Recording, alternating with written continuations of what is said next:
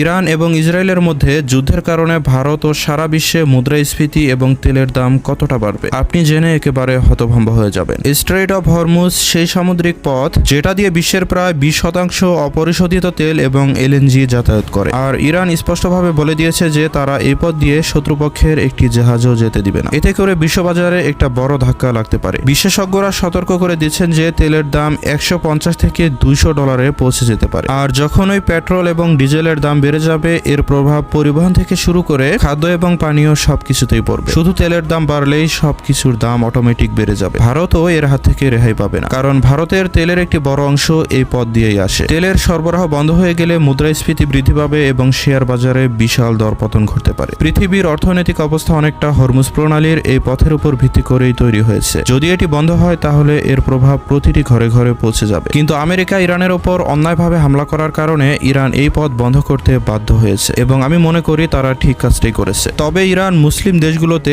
তেলের জাহাজগুলোকে ছেড়ে দিচ্ছে। তো বন্ধুরা, যদি আপনি চান আল্লাহ তাআলা ইরানকে এই যুদ্ধে জয়ী করুক তাহলে অবশ্যই ভিডিওটিতে একটি লাইক দিয়ে যাবেন।